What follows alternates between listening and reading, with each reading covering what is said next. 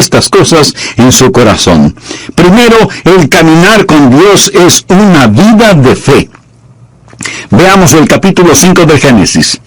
Esto es muy interesante porque en ese capítulo tenemos la historia sobre la cual habla el libro de Hebreos. De muchas maneras, el capítulo 5 de Génesis parece la sección necrológica de un periódico. Mire, por ejemplo, el versículo 8. Y fueron los días de Set 912 años. Eso es un tiempo muy largo para vivir, pero note cómo termina. Y murió. Versículo 11. Y fueron todos los días de Enos 905 años, mucho tiempo. Y murió. Vean lo que dice el versículo 14. Y fueron todos los días de Cainán 910 años y murió. Y ahora el versículo 17. Y fueron todos los días de Mahalalel 895 años y murió. De cada uno de ellos se dice, y murió, y murió, y murió. Vaya qué monotonía, ¿no le parece? Pero quiero que note un nombre que sobresale como una gardenia en este desierto de muerte. Mire el versículo 21. Vivió Enoc 75 años y engendró a Matusalén. Y caminó Enoc con Dios después que engendró a Matusalén 300 años y engendró hijos e hijas. Y fueron todos los días de Enoc 365 años. Caminó pues Enoc con Dios y desapareció porque le llevó Dios. No dice que murió. Fue arrebatado, fue llevado directamente al cielo. Ahora, ¿qué es lo que pone en evidencia esa vida? Primero, que la vida que camina con Dios es una vida de fe. Leamos nuevamente Génesis 5:24. Caminó pues Enoc con Dios y desapareció porque le llevó Dios. Ahora vea lo que dice Hebreos 11:5.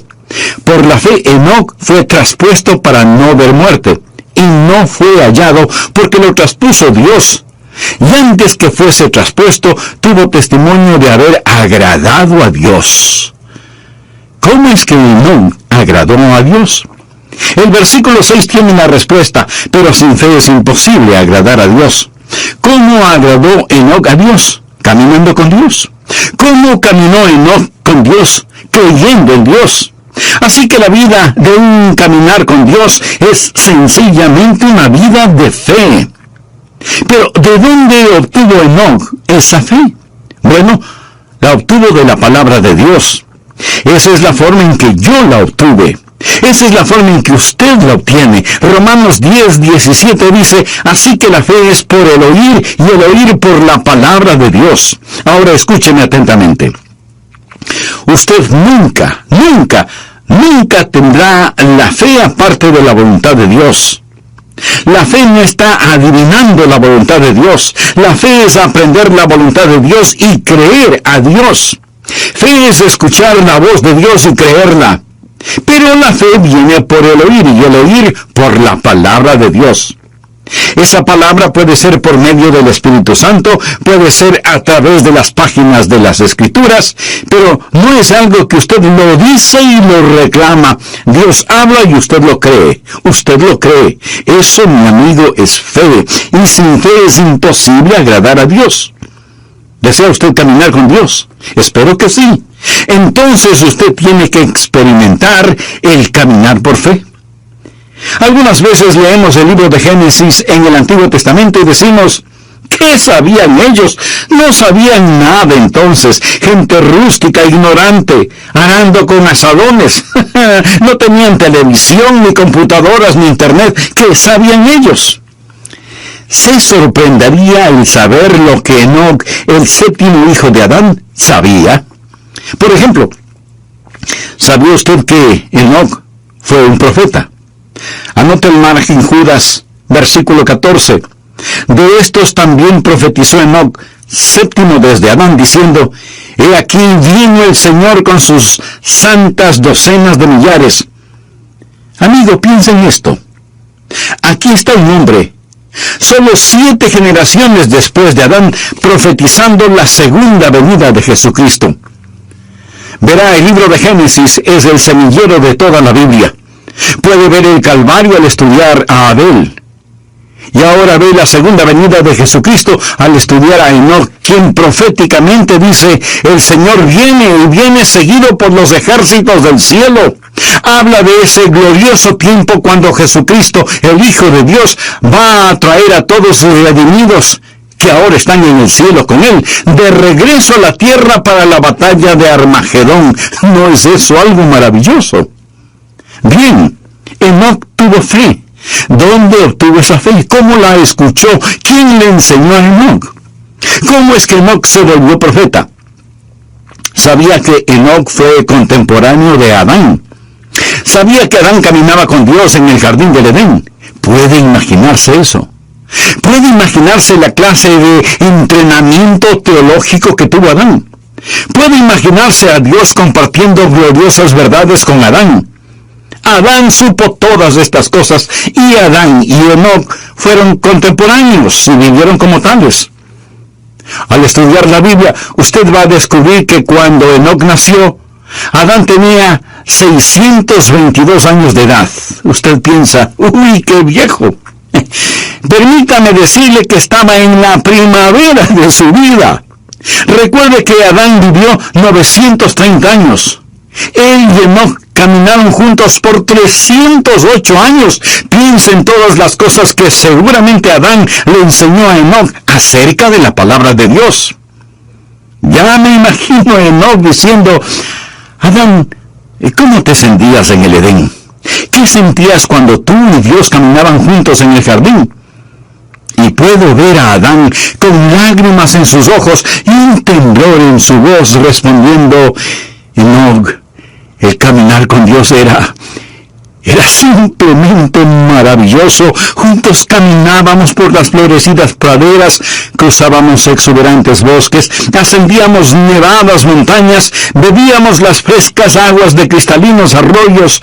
Oh, el caminar con Dios era simplemente maravilloso. Y Enoc escuchaba a Adán. Y ahora Enoc es un profeta de Dios, caminando con Dios. Pregunta, ¿quiere usted caminar con Dios? Quiero decir, ¿quiere usted en verdad caminar con Dios? No hablo solo de asistir a una iglesia, no hablo de solo saber los hechos en forma literal o académica. Quisiera que Dios sea más real para usted que la persona que está ahora mismo junto a usted. Eso es posible. Por lo tanto, ponga atención. Este caminar con Dios empieza con fe. Todo este capítulo de Hebreos habla acerca de la fe, y el énfasis es que Enoc caminó con Dios porque creyó a Dios. Segundo, el caminar con Dios no es solo una vida de fe, sino que se transforma en una vida de compañerismo. Usted da el paso de fe y camina en compañerismo. La Biblia dice en Génesis 5:22, y caminó Enoc con Dios después que engendró a Matusalén 300 años y engendró hijos e hijas. Y en Hebreos 11:5 y 6 dice, por la fe Enoc fue traspuesto para no ver muerte, y no fue hallado porque lo traspuso Dios. Y antes que fuese traspuesto, tuvo testimonio de haber agradado a Dios, pero sin fe es imposible agradar a Dios. Porque es necesario que el que se acerca a Dios crea que le hay, y que es galardonador de los que le buscan. Enoc y Dios, caminando mano a mano en íntima comunión y compañerismo. Amigo, ¿tiene usted esa clase de compañerismo con Dios? Yo la tengo. Lo digo no para vanagloriarme, sino para alabar al Señor. Se lo digo, y Dios sabe que no es una exageración. Jesucristo es tan real para mí, como reales son los miembros de mi iglesia, y como son reales ustedes que me escuchan. Le conozco, Él es real para mí. El apóstol Pablo escribió, yo sé a quién he creído. Note que él no dijo, yo sé en quién he creído. Esa es la forma en que mucha gente cita ese versículo erróneamente. Pablo no quería una preposición entre él y Cristo. Yo sé a quién he creído. No dijo, yo sé cosas acerca de Jesús. Por supuesto que las sabía, pero dijo, conozco a Jesús.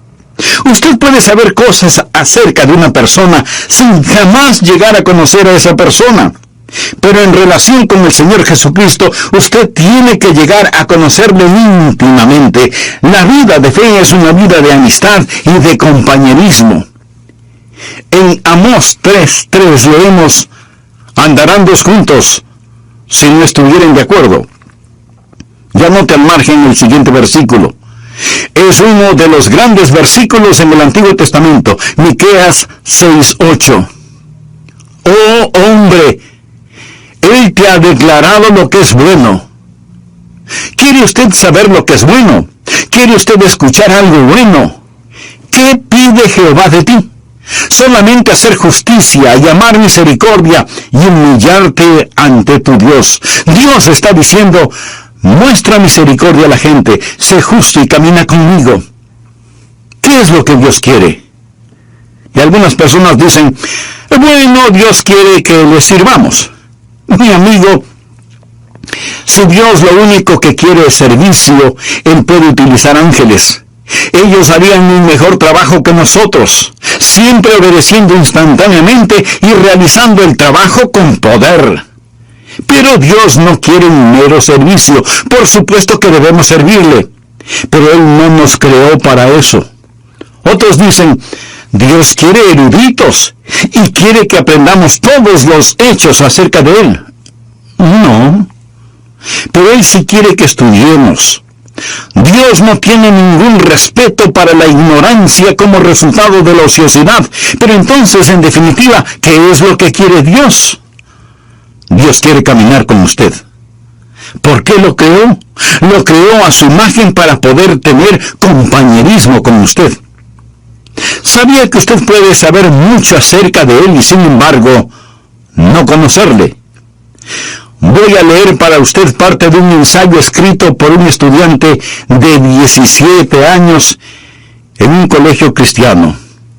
El ensayo se refiere a Jesús.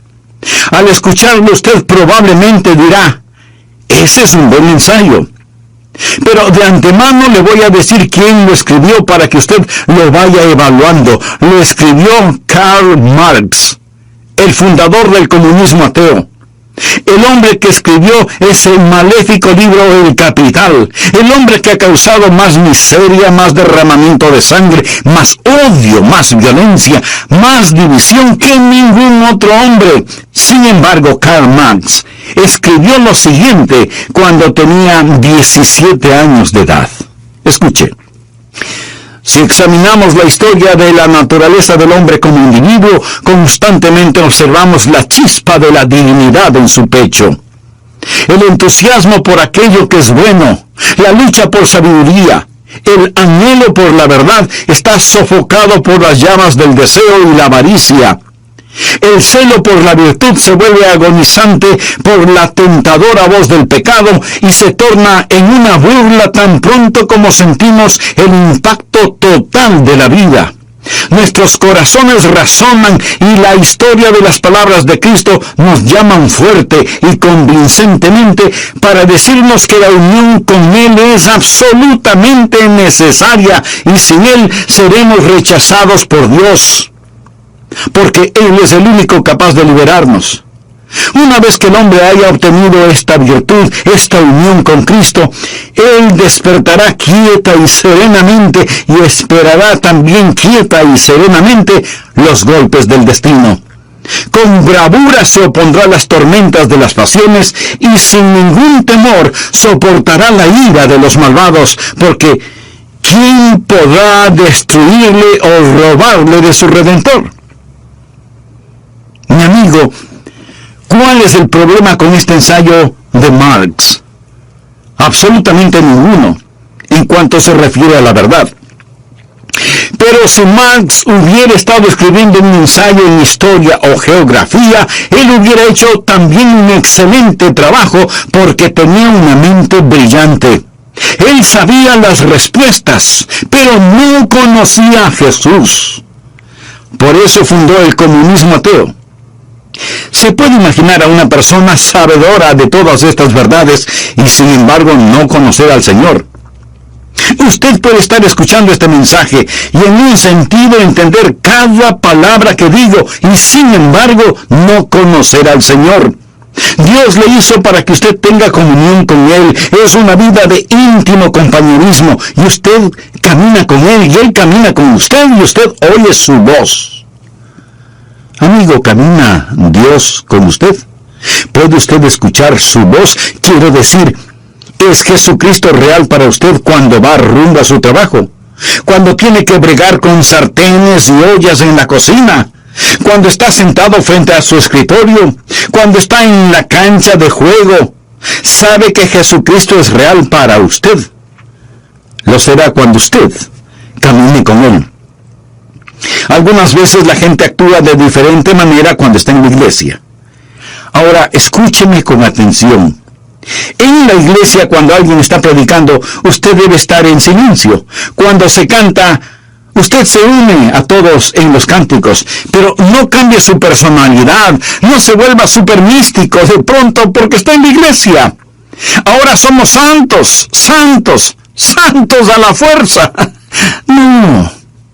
Un creyente es perfectamente natural y naturalmente supernatural. Supernaturalmente natural y naturalmente supernatural. Lo confundí. Lo que estoy diciendo es simplemente esto. No cambie. Algunas veces me invitan a predicar en otras congregaciones y ahí estamos sentados, el pastor de la iglesia y yo como pastor invitado, y los dos estamos conversando normalmente. Luego él se levanta, se acerca al púlpito y dice: amados hermanos, pero cambia su voz y suena como si tuviera una pepa en la garganta. Algunas veces a la gente no le gusta ir a la iglesia porque los demás no dejan de conversar y suenan como pajaritos en un árbol, y luego piden silencio porque hemos venido a adorar. Cuando usted se encuentra con sus hermanos y hermanas en Cristo, demuestre su felicidad. No hay nada de malo en eso, pero usted dice: pienso que debemos estar quietos y saber que Dios está en su santo templo. ¿Cierto? Hay un tiempo para estar callados. Hay un tiempo para gritar. Hay un tiempo para llorar. Hay un tiempo para reír. Eso es lo que leemos en el libro de Eclesiastés. Hay momentos cuando debemos ser exuberantes en nuestra adoración. La Biblia dice: pueblos todos, batid las manos. Los hombres oren en todo lugar, levantando manos santas. Hay momentos cuando debemos estar sobre nuestro rostro, arrodillados delante de Dios. Todas estas cosas son verdaderas, pero el punto es que debemos ser naturales. No piense que la fe es algo que nos ponemos cuando vamos a la iglesia. Lo que estoy diciendo es que debemos caminar con Dios las 24 horas del día. Permíteme ir haciendo el bien. ¿Por qué Enoc fue tan fiel? Fue fiel por 300 años.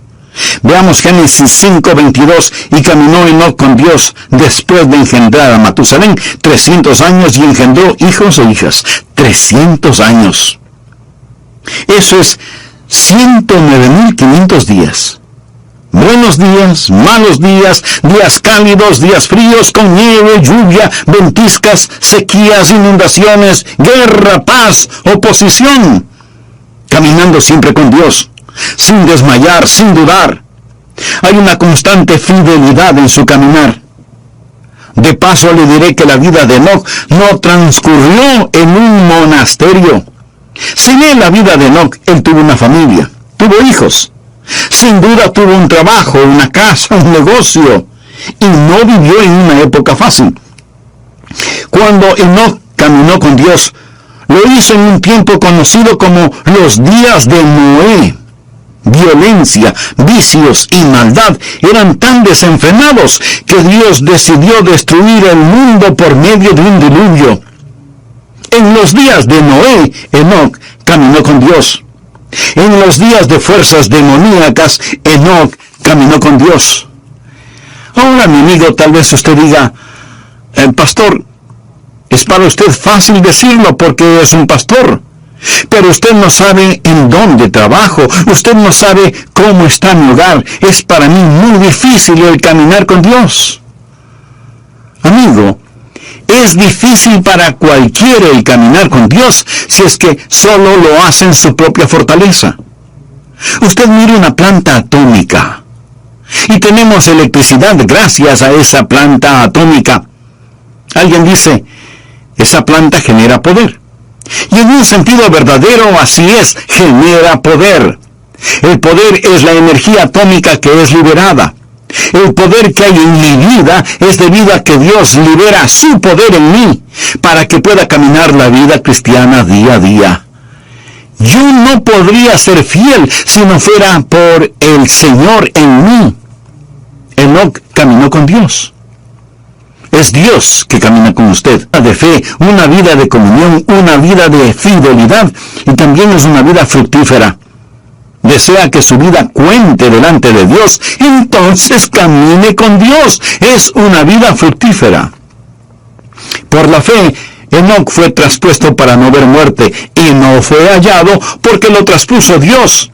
Y antes que fuese traspuesto, tuvo testimonio. ¿Qué clase de testimonio tuvo Enoc? Tuvo testimonio de haber agradado a Dios. Eso es ser fructífero. Él agradó a Dios. Pero sin fe es imposible agradar a Dios, porque es necesario que el que se acerca a Dios crea que le hay y que es galardonador de los que le buscan. ¿Por qué fue Enoc tan fructífero? ¿Qué había en su vida por lo cual fue hecho profeta? ¿Sabía usted que él tuvo una crisis en su vida? Y después de esa crisis, él comenzó a caminar con Dios. ¿Sabe cuál fue la crisis? Llegó a ser papá. Leamos lo que nos dice Génesis 5:22. Y caminó Enoc con Dios después que engendró a Matusalén, 300 años, y engendró hijos e hijas. Tuvo su primer hijo, un pequeño bebé llamado Matusalén. Y cuando ese niño nació, Dios le habló a Enoc en forma muy especial, y Enoc comenzó a caminar con Dios después del nacimiento de Matusalén. Permítame decirle algo. Si usted tiene hijos y tiene también cerebro y corazón, esto le acercará a Dios. ¿Sabía eso? Lo acercará a Dios. Y caminó Enoc con Dios después que engendró a Matusalén, 300 años. ¿Ha pensado alguna vez en el significado del nombre Matusalén? Aparte de este Matusalén de la Biblia, ¿cuántos niños conoce usted con ese nombre? Yo por lo menos no conozco a ninguno. Sin duda los habrá, porque hay padres que ponen a sus hijos nombres muy extraños.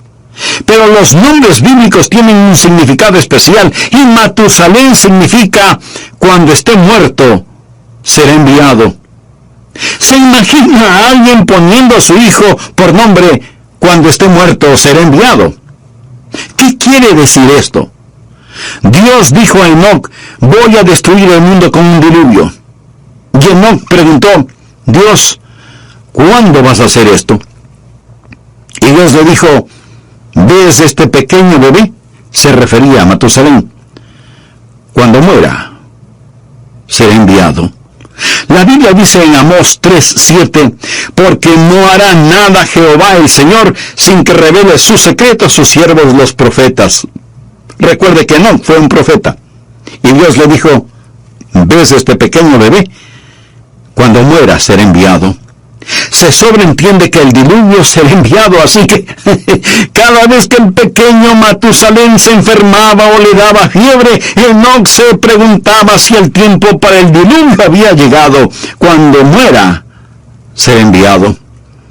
¿Cuántos años vivió Matusalén? Esto explica el misterio. Matusalén vivió más que ningún otro hombre en toda la historia, 969 años. ¿Está listo para un rompecabezas? ¿Quién es el hombre más viejo que ha vivido y que murió antes que su padre? No lo piense tanto. Fue Matusalén. Él murió antes que su padre porque su padre, Enoc, nunca murió. ¿Por qué vivió Matusalén 969 años? El Nuevo Testamento nos lo dice, por la paciencia de Dios. La Biblia nos dice que el Señor es paciente para con nosotros, no queriendo que ninguno perezca, sino que todos procedan al arrepentimiento.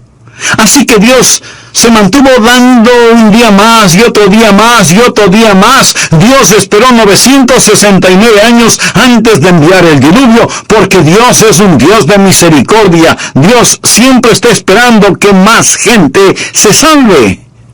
Y si alguien pregunta, ¿por qué Jesús no viene ahora mismo en esta época? Mi amigo, porque Dios está esperando que más gente se salve. En 2 de Pedro 3, desde el versículo 4 leemos, ¿dónde está la promesa de su advenimiento? Porque desde el día en que los padres durmieron, todas las cosas permanecen así como desde el principio de la creación. No ignoréis esto, que para el Señor un día es como 1000 años y 1000 años como un día. El Señor no retarda su promesa, según algunos la tienen por tardanza, sino que es paciente para con nosotros, no queriendo que ninguno perezca, sino que todos procedan al arrepentimiento. Podría ser la razón por la que no vino ayer, porque Dios quiere que usted se salve hoy. Podría ser también que Dios está manteniendo la puerta abierta una vez más. Pero quiero decirle que finalmente el diluvio vino. Y aún ahora las convulsionadas aguas de la ira de Dios están furiosamente golpeando la represa de su misericordia. Y uno de estos días Jesucristo vendrá y será demasiado tarde para usted, como lo fue para aquellos que perecieron en el diluvio.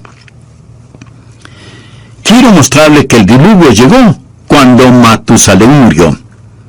¿Está listo para practicar algo de aritmética? Sé que muchos de ustedes son como yo, no me gusta la aritmética. Pero sea que nos guste o no, vamos a hacerlo de todas maneras. Leamos Génesis 5:25. Vivió Matusalén 187 años y engendró a Lamec. Ahora el pequeño Matusalén nació. Su nombre significa cuando muera ser enviado. Vino a ser papá cuando tenía 187 años y engendró a un hijo llamado Lamec. Lamec le dio a Matusalén un nieto. Dice la Biblia, vivió Lamec 182 años y engendró un hijo y llamó su nombre Noé. Así que el nieto de Matusalén fue Noé. Lamec nació después de 187 años y 182 años después nació el pequeño Noé. Hay 369 años hasta el nacimiento de Noé. Matusalén ya tenía 369 años cuando vino a ser abuelo. Ahora, cuando ese nieto, Noé, tenía 600 años, vino el diluvio. Y si alguien se está preguntando que cómo lo sé, le invito a leer Génesis 7:11. Y el año 600 de la vida de Noé, en el segundo mes, a los 17 días del mes, aquel mismo día fueron rotas todas las fuentes del grande abismo y las cataratas de los cielos fueron abiertas. Llegó el diluvio. Verá, 187 más 180 para sentirlo. Algunos dicen, bueno, yo no creo en eso de asustar a la gente. Pues mire, yo sí lo creo. Y ojalá pudiera asustarle a usted lo suficiente, porque prefiero asustarlo para que vaya al cielo que arrullarlo para que se vaya al infierno. Jesús dijo, temed más bien a aquel que puede destruir el alma y el cuerpo en el infierno. Y en el libro de Proverbios leemos, el principio de la sabiduría es el temor de Jehová. Una de las marcas de los últimos días será que no hay temor de Dios delante de sus ojos. Querido,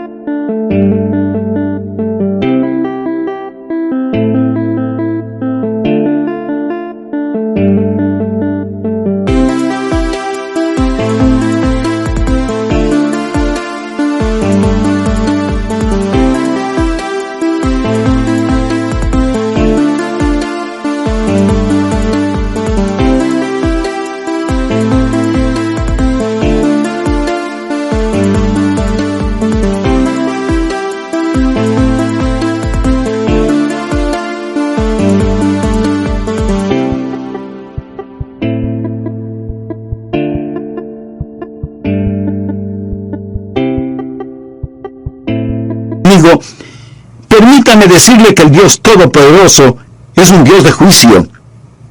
Pero esta verdad no le gusta escuchar a mucha gente. Se supone que no debemos pensar que Dios es un Dios de justicia y juicio, sino solo un Dios de amor. Sí, Dios es un Dios de amor, infinito, inimaginable, insondable, indescriptible, glorioso amor, pero también es un Dios de justicia. Ahora, si usted dice que Dios es un Dios de amor y no un Dios de justicia, eso es solo una media verdad. Y cuando usted toma una media verdad y hace de esa media verdad toda la verdad, esa media verdad no es verdad. Y aunque no lo voy a repetir, esa es la verdad. Dios le dijo a Enoc, cuando Matusalén muera, enviaré el diluvio. Y Enoc creyó a Dios y comenzó a caminar con Dios. Mi amigo, el día del juicio viene, y es mejor que usted comience a caminar con Dios. Tal vez usted me diga, pastor, no use el miedo conmigo. Muy bien, pero ¿se ha dado cuenta que su doctor sí lo hace? Le dice, tiene que bajar su colesterol o corre peligro de muerte. Su dentista también le advierte, cepíllese bien los dientes o los perderá. Aún los expertos en tráfico usan el miedo. La policía patrullera en las carreteras lo hace. Mi amigo, el principio de la sabiduría es el temor de Jehová. ¿Entiende lo que dice este versículo? El temor de Dios es el principio de la sabiduría, no el fin de la sabiduría, sino el principio. Vivimos en una generación que está siendo tranquilizada rumbo al infierno. Leemos en el Salmo 25:14, la comunión íntima de Jehová es con los que le temen. Enoc fue un profeta. Sabía que el Señor vendría. Déjeme afinar el enfoque en este asunto un poco más. El Señor viene con miles de sus santos. El diluvio se acerca. Ya viene el juzgamiento sobre esta tierra. Es mejor caminar con Dios. Amigo, si usted tiene sentido común, debería decir, lo creo. Caminaré con Dios. Fue una vida fructífera. Una vida que cuenta. Todos sus juguetes pronto estarán en la basura. Su carro, su casa, su ropa, sus cosas, todo, absolutamente todo, es basura prematura. ¿Qué es lo que está haciendo con su vida, por favor? ¿Cómo usted va a seguir viviendo en este día, en esta época? Déjeme hacer un resumen de todo esto. La Biblia dice que no caminó con Dios y no fue hallado porque lo traspuso Dios y fue trasladado para que no experimentara la muerte. En un instante, en forma súbita, él desapareció y por más que lo buscaron no pudieron encontrarlo porque lo traspuso Dios. Uno de estos días le buscarán a usted, uno de estos días me buscarán a mí, y si usted piensa que todo esto suena supernatural, tiene toda la razón. Me alegra que pueda verlo desde esa perspectiva. En Lucas capítulo 17, versículos 34 y 35 leemos palabras de Jesús. Os digo que en aquella noche estarán dos en una cama, el uno será tomado y el otro será dejado. Dos mujeres estarán muriendo juntas, la una será tomada y la otra dejada. Un hombre en la cama se da vuelta para abrazar a su mujer, la almohada está caliente pero su esposa no está. Una madre se levanta para cambiarle los pañales a su precioso bebé, pero la cuna está vacía.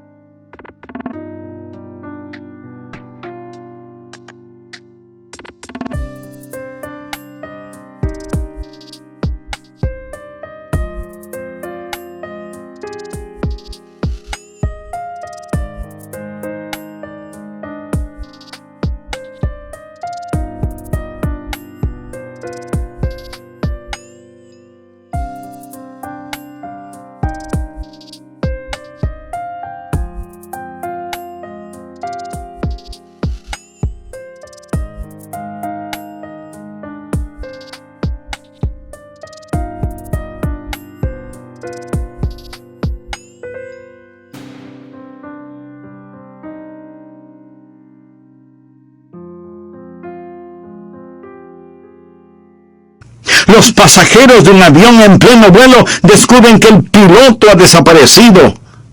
Enoc caminó con Dios y no fue encontrado porque Dios mismo lo traspuso. ¿No es el libro de Génesis un libro precioso que profetiza con mucha anticipación la segunda venida de Cristo? ¿Es Jesús real para usted? ¿Está usted caminando con Dios?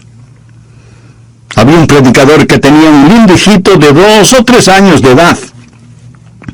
Un día, apurado porque tenía que asistir a una reunión, se subió a su carro y al retroceder para salir del garaje, oyó el más terrible sonido que un padre puede escuchar: un golpe y una caída. ¡Oh, no, no! Se bajó del carro y ahí estaba el cuerpo sin vida de su precioso hijito. ¿Se puede imaginar un funeral bajo esas circunstancias? El pastor de otra iglesia vino para consolar, apoyar y ayudar a su colega, y ese padre, ese hombre de Dios, con lágrimas en sus ojos, le dijo a su amigo: yo no hubiera hecho daño a mi hijo por nada del mundo. Déjeme decirle algo: porque de tal manera amó Dios al mundo que ha dado a su Hijo unigénito.